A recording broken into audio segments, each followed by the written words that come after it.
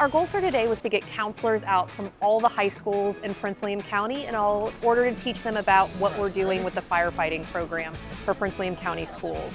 The purpose of the cadet program in Prince William County schools is to outreach to the youth and bring them an opportunity. They teach us leadership, they teach us how to be responsible and accountable. I've actually worked on that and I'm doing better in school because of it. The enthusiasm for the job starts then and never goes away.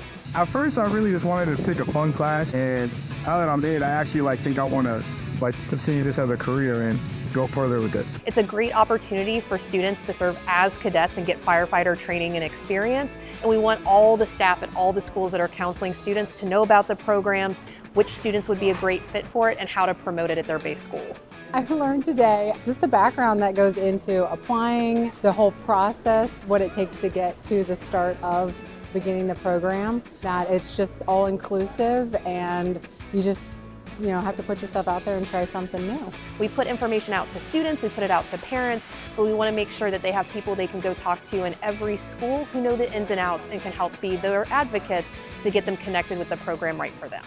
The nozzle out in front of you, there you go.